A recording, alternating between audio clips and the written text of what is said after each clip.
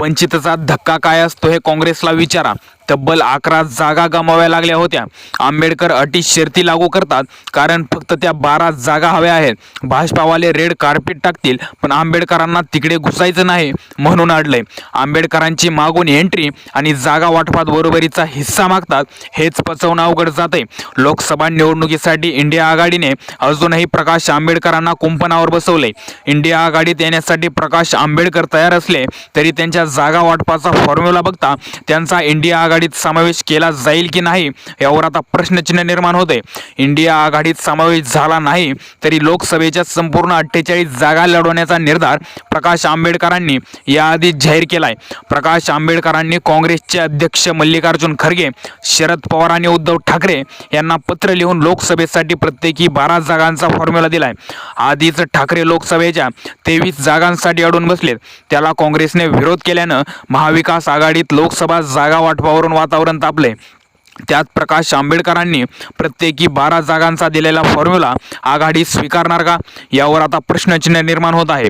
दुसरीकडे प्रकाश आंबेडकर स्वतः कुठल्या 12 जागा लढवणार यावर आता राजकीय वर्तुळामध्ये जोरदार चर्चा रंगत आहेत। वंचित बहुजन आघाडीबद्दल बोलायचं झाल्यास दलित आणि मुस्लिम हे त्यांचे 2 मतदार, त्यामुळे आता मतदारसंघात एससी आणि मुस्लिमांच्या मतांची जास्त टक्केवारी असेल अशा जागा वंचित आपल्या पदरात पाडून घेईल असा अंदाज लावला जातोय। त्यातच अनुसूचित जाती प्रवर्गासाठी राखीव असलेल्या जागांवर प्रकाश आंबेडकर दावा ठोकू शकतात अशी चर्चा आहे।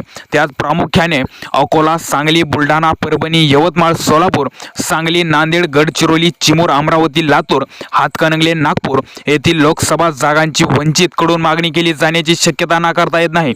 अकोला हे प्रकाश आंबेडकरांचे होम ग्राउंड आहे। याच मतदारसंघातून त्यांनी आधीची लोकसभा निवडणूक जिंकली।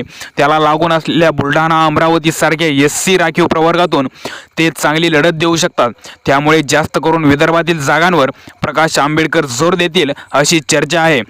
दुसरीकडे प्रकाश आंबेडकर यांना आघाडीत घेण्यासाठी सर्वात मोठी गोची काँग्रेसची होणार आहे, कारण प्रकाश आंबेडकर यांचा जो मतदार आहे तोच मतदार काँग्रेसचा आहे।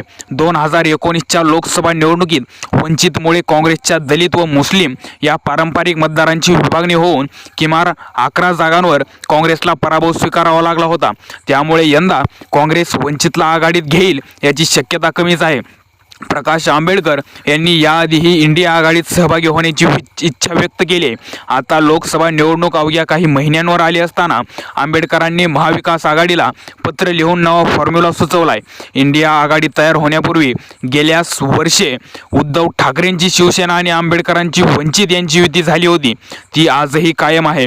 ठाकरेंचा मित्रपक्ष असलेल्या वंचितला अद्याप तरी इंडिया आघाडीत स्थान मिळालेलं नाही। आता वंचितनं 12 जागांची मागणी केली।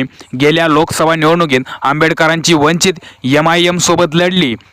जवळपास सर्वच मतदारसंघात त्यांचे उमेदवार दिले, त्यापैकी केवळ एकच उमेदवार विजयी झाला। छत्रपती संभाजीनगरमधून MIMचे इम्तियाज जलील यांनी बाजी मारली।